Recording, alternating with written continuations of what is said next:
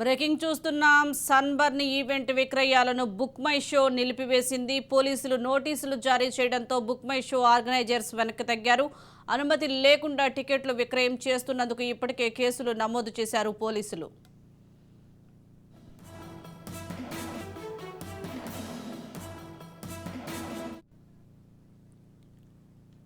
Sunburn event విక్రయాలను book my show నిలిపివేసింది. పోలీసులు నోటీసులు జారీ చేయడంతో బుక్ మై షో ఆర్గనైజర్స్ వెనక్కి తగ్గారు. దీనికి సంబంధించి మరింత సమాచారం మా క్రైమ్ బ్యూరో చీఫ్ ఇన్నారెడ్డి అందిస్తారు. ఇన్నారెడ్డి,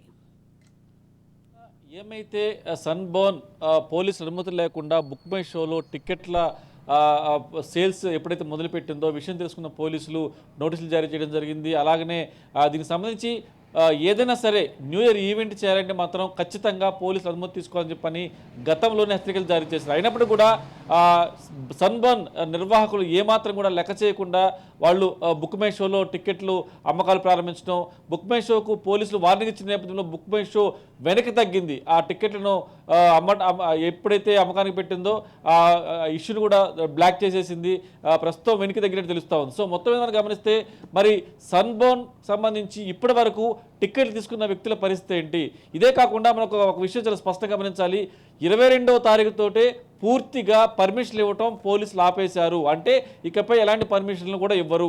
మరి పర్మిషన్లు కూడా ఇచ్చే అవకాశం లేదు. మరి ఇప్పటికే వాళ్ళు పర్మిషన్ తీసుకోలేదు. ఒకవైపున బుక్ మై షోలో కూడా వాళ్ళు వెనుక తగ్గి దీనికి సంబంధించిన టికెట్ల విక్రయాలు కూడా ఆపేశారు. సో ఈ నేపథ్యంలో మరి ఇప్పటి వరకు టికెట్ తీసుకున్న పరిస్థితి ఏందని దాని మీద కూడా ఖచ్చితంగా సన్బర్న్ నిర్వాహకులు చెప్పాల్సిన అవసరం ఉంది. మొత్తం మీద ఓవరాల్ చూస్తే 22వ తారీఖు వరకు మాత్రమే పర్మిషన్కి సంబంధించిన పిటిషన్లు రివ్యూ చేశారు. ఇకపై ఎలాంటి పిటిషన్లు కూడా తీసుకోమని చెప్పని కూడా పోలీస్ శాఖ చెప్తా ఉంది. ఇదే కాకుండా చాలా స్పష్టంగా ఎవరైతే న్యూ ఇయర్ ఈవెంట్ చేస్తున్నారో ఈవెంట్కి సంబంధించి చాలా స్పష్టమైన ఆదేశాలు జారీ చేశారు.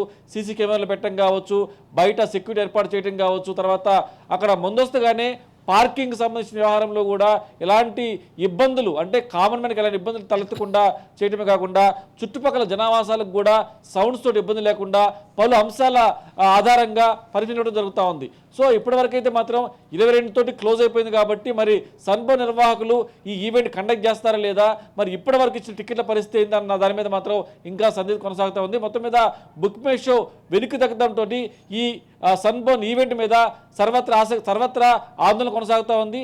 టికెట్ కొన్న వ్యక్తులు తమ డబ్బులు తిరిగి ఇస్తారా లేకపోతే ఈవెంట్ను ఏ రకంగా కొనసాగిస్తుంది దాని మీద మాత్రం ఇంకా క్లారిటీ రావాల్సి ఉంది. Sujatha, right, thank you Inna Reddy.